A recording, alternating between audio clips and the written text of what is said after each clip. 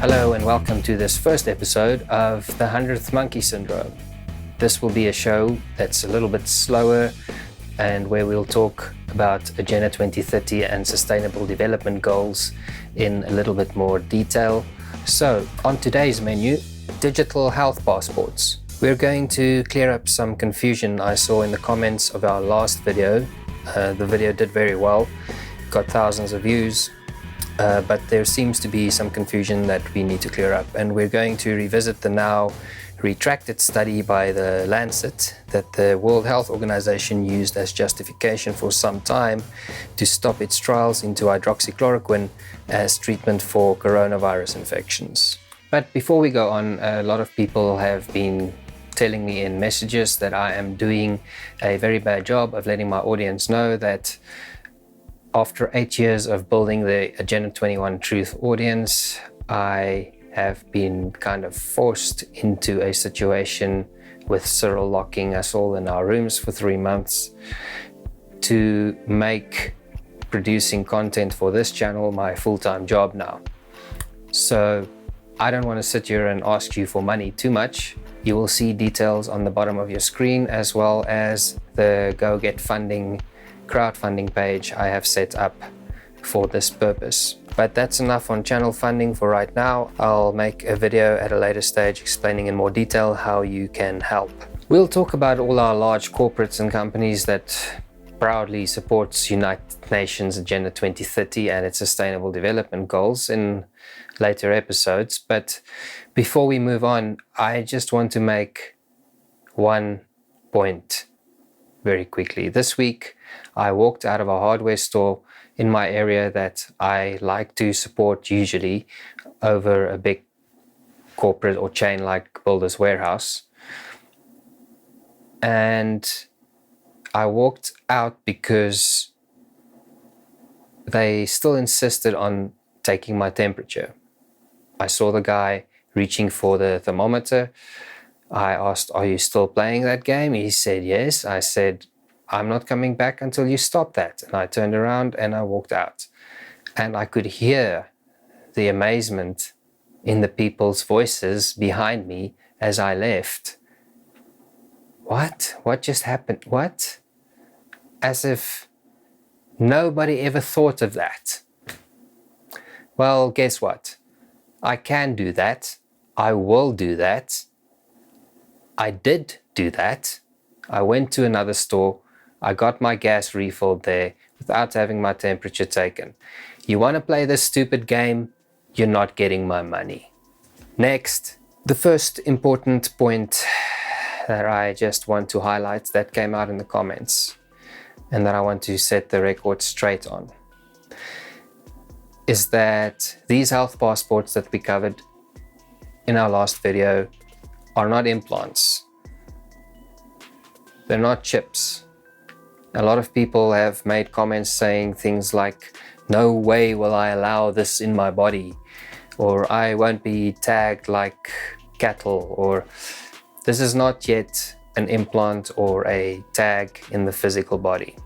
How this works is that this is a digital certificate with security features built into it so that it can't be copied or forged, and that allows the institution that you wish to enter to scan or verify this passport or certificate on your mobile device. And all this shows is whether you tested positive for coronavirus or not. And it also keeps track of how long ago your last test was. And that is what the certificate on the face of it will show someone who wants to look at it.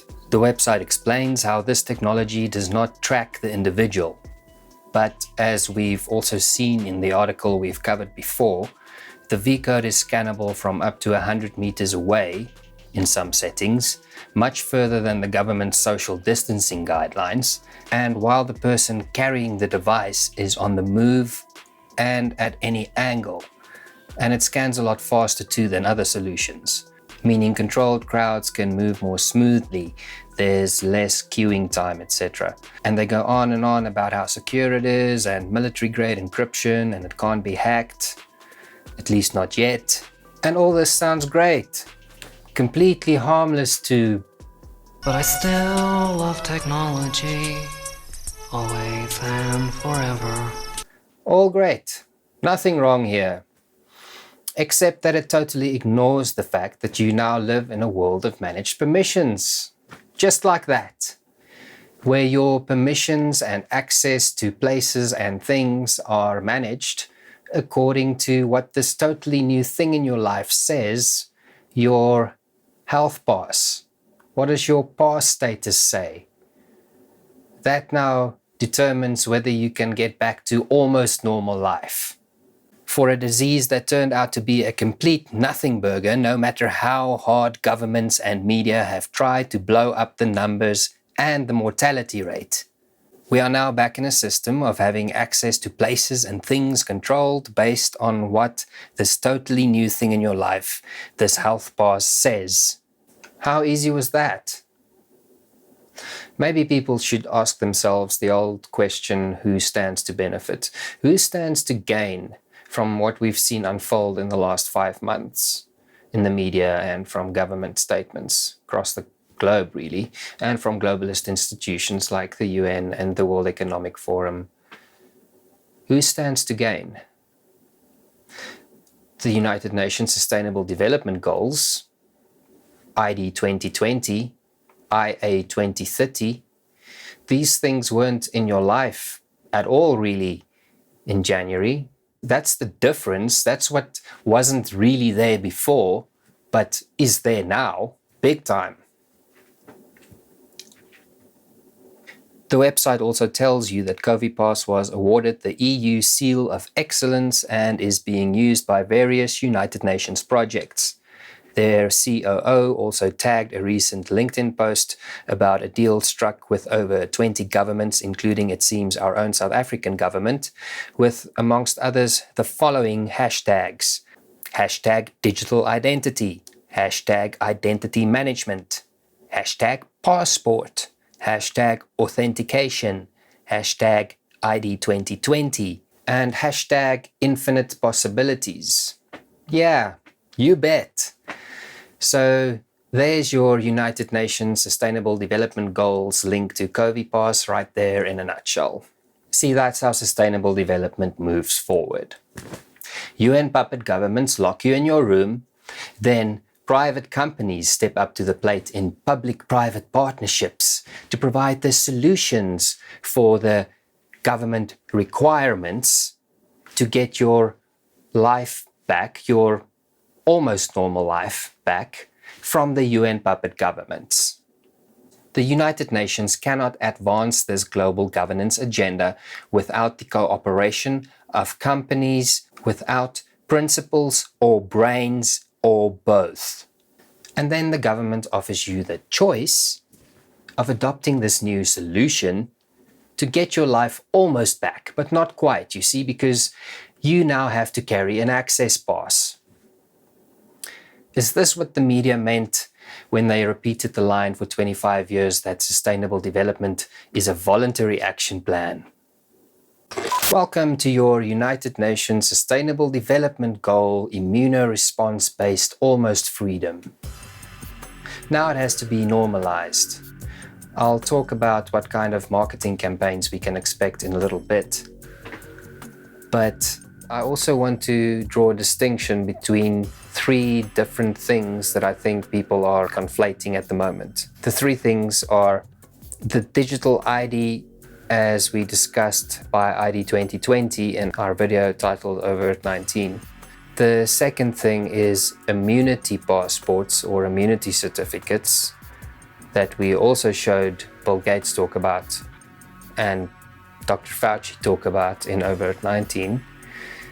And the third thing is this digital health passport. Although these are 3 slightly different concepts, it seems the COVI-PASS can take care of all 3 Looking at the COVI-PASS COO tags on LinkedIn to ID 2020 and their confirmed involvement in other UN projects, it seems COVI-PASS could also become a digital ID envisioned by ID 2020, or at least be used to capture your biometrics. ID 2020, of course, supports United Nations Agenda 2030 Sustainable Development Goal 16.9 and aims to provide everybody on the planet with a digital ID and registrations from birth by 2030. And some of the ID 2020 partners, Microsoft and the Bill and Melinda Gates Foundation, are of course up to copper-based quantum dots, which stores medical information under the skin surface, a Microsoft patent on a cryptocurrency system using body activity as proof of work, and to reward the person based on completion of specified tasks, and covering the Earth in video surveillance satellites for sustainable development, land tenure, and global health, all of which I covered in more detail in Overt 19. The end goal in mind here is to make the physical body part of the smart grid, so that all your movement and consumption and compliance with the state's latest fad passed on from the UN global governance structures and all your economic activity can all be logged, inventoried, and controlled. And the excuses may change along the way: climate emergency, social justice, global health risks, but the end goals will never. But I expect in the short term the immunity passport to become like the more hip and trendy of the two, between the health passport and the immunity passport. And some places may even still exclude you even though you have a health passport, because it's not an immunity passport. You don't have the trendy one. So, sorry, you still can't get in.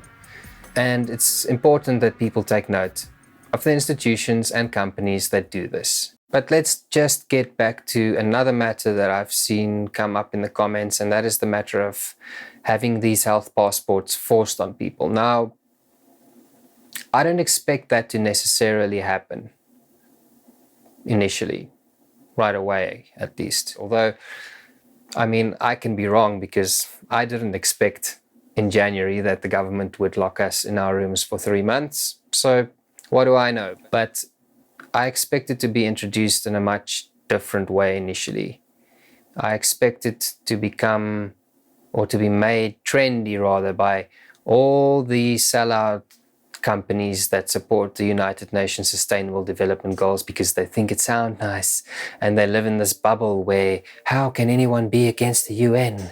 It's impossible. I expect them to be the ones to first make it cool and trendy to have these health passports or immunity certificates when they come out later. Leading the charge to promote these types of health passes will probably see companies like medical aids, insurance companies, and those in the hospitality and tourism sectors, very possibly including airlines, and much of it may happen in the form of incentives initially. It may even become a requirement for people working for some of the worst sellout companies if you want to return to your job. Who knows? Or maybe you're unlucky enough to work for a small business owner who's out of his mind. Sorry, ne? People are afraid of government mandates on this. Be afraid of treasonous companies loyal to the SDGs to mandate it first, with the government seal of approval as an accepted solution to get your almost but never quite normal life back. Expect things like, do you want your rugby game and your football and your pub back? Where's your health passport? The next thing I quickly want to talk about is how all of this will be promoted and normalized for you. The media, of course, our great friends, the people who have told you nothing about the things you'll find on this channel relating to sustainable development for 25 years, are now going to come to the rescue. They will probably march out a bunch of cybersecurity experts and tech entrepreneurs and maybe even health experts who receives funding from the World Health Organization. And I expect the marketing campaign to promote the uptake of this new system to go something like this. It's an education matter, you see. People just need to be educated, because basically, you're just too stupid to understand how good all of this is for you. Look forward to phrases like We have to bridge the digital divide. We all know people like this, right? They can't function without telling someone how much smarter they are than everybody else. Like they're vegan or do CrossFit or something. They just have to tell somebody. And those are the types of people these globalist organizations like the UN and World Economic Forum have targeted and recruited to push their agenda, and they'll support them in a variety of ways financially too, as long as what they are working on advances the SDGs. The people pulled into these organizations get so excited about what can be done that they don't care anymore about if it's right or not. They don't show you how you're going to be plugged into the smart grid and have all permissions managed and having to carry a pass. No, they show you this. And the tech junkies just get fed the idea of the utopia they are helping to bring about. They're heroes, you see. And the people who don't want this are just not quite clever enough to understand how smart all of us are. I don't know how many people here have seen a 80s TV series called V. There was a remake of it, I think, in 2009, more or less. It was also very good. The story is basically a bunch of aliens arrive on Earth. They don't come in a threatening way. They present themselves as we come in peace. It's fascinating, though. We have come in peace, and we'll reward your generosity, as I have said, by educating your industrial and scientific complex to the limits of our knowledge, helping to solve your own environmental, agricultural, and health dilemmas. Then we'll leave you as we came, in peace. Talk about an offer we can't refuse, huh? I wonder what would happen if we did. And they are really actually reptilian lizards underneath a human exterior. And they're really actually here to harvest humans for food and harvest various resources on the planet for themselves.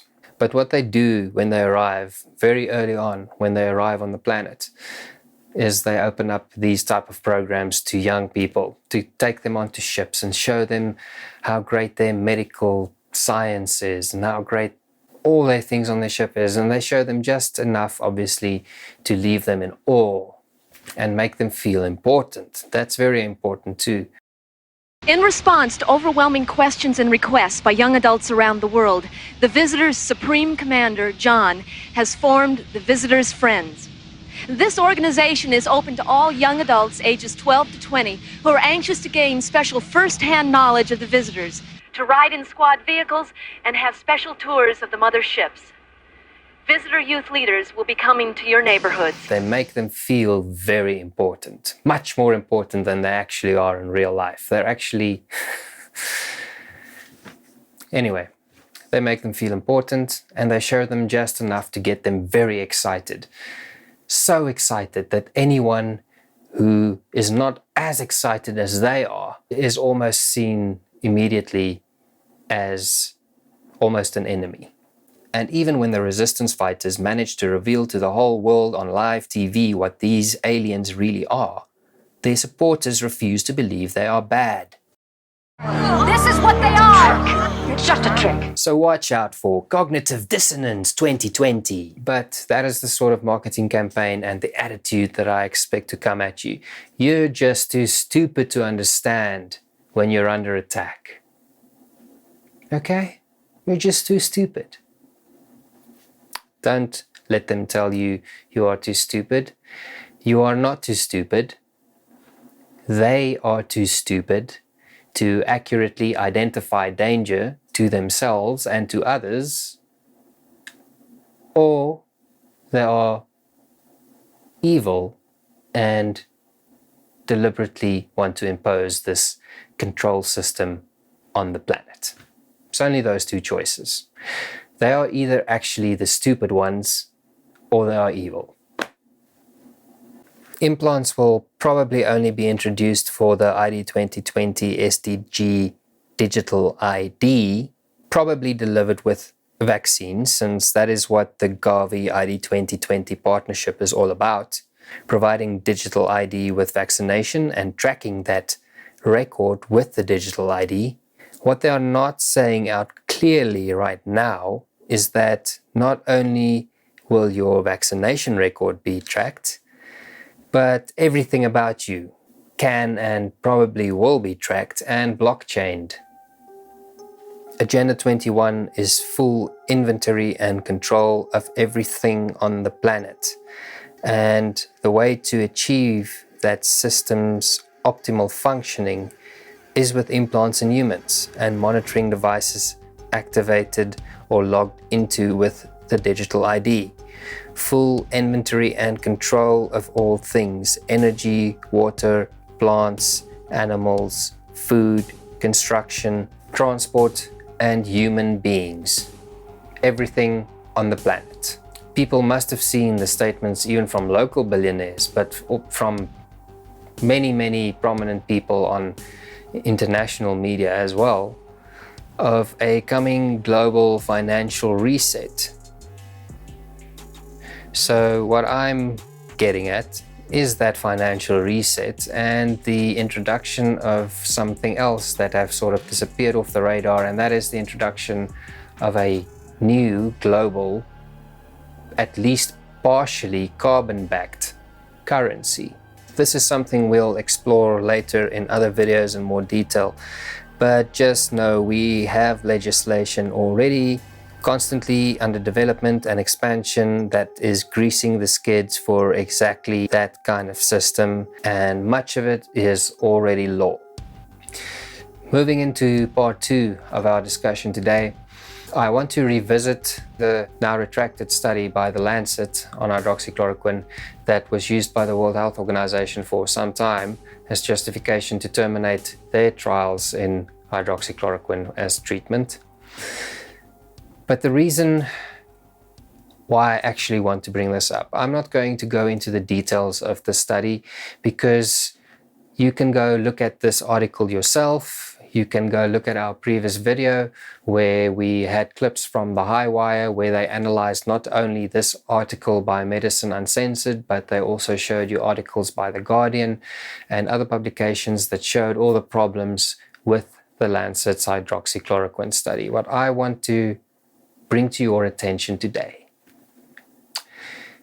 is that you are going to be pounded over the head and intimidated into doing and accepting new ways of life, with people shouting science and evidence at you the whole time when they are giving you neither. All they are giving you is appeal to authority, which is a logical fallacy. That is all they're actually giving you, appeal to authority. I was going to write a blog about a year and a half ago about Monsanto and the use of glyphosate in their product Roundup and the court cases that started ruling against them. And I never did get to complete the blog, but I found this article and I want to read you the first few paragraphs of this just to show you this is not this kind of manipulation of science publishing is not something new. It's been going on for a few years. I want to read you these few paragraphs to show you this is the state that science is in. Richard Smith, former editor of the British Medical Journal, has jested that instead of scientific peer review, its rival The Lancet had a system of throwing a pile of papers down the stairs and publishing those that reached the bottom. On another occasion, Smith was challenged to publish an issue of the BMJ exclusively compromising papers that had failed peer review and see if anybody noticed. He replied, "How do you know I haven't already done it?" As Smith's stories show, journal editors have a lot of power in science, power that provides opportunities for abuse. The life science industry knows this and has increasingly moved to influence and control science publishing. The strategy, often with the willing cooperation of publishers, is effective and sometimes blatant. In 2009, the scientific publishing giant Elsevier was found to have invented an entire medical journal, complete with editorial board, in order to publish papers promoting the products of the pharmaceutical manufacturer Merck. Merck provided the papers, Elsevier published them, and doctors read them, unaware that the Australasian Journal of Bone and Joint Medicine was simply a stuffed dummy. And this is the science that they want to beat you over the head with and peer pressure you with and make you sound stupid with to adopt the new world. So be vigilant. Don't be intimidated by people shouting science at you when science is in this state. Publication means nothing these days. Peer review means nothing. You have to go check everything. I think on that note, we should end it off. Thanks so much for all the new people who have subscribed. Thanks so much for your support and your positive comments. I will see you again very soon for more episodes of the 100th Monkey Syndrome, where we will be going back to basics a bit more. Because we have so many new subscribers and new people joining us, we will be going back to the very beginnings, and we will be looking at some very weird and strange things that you probably haven't heard of before from our brilliant and thorough media. Please remember to click subscribe and the bell for notifications if you want to see our future content, and you can follow us in the following places: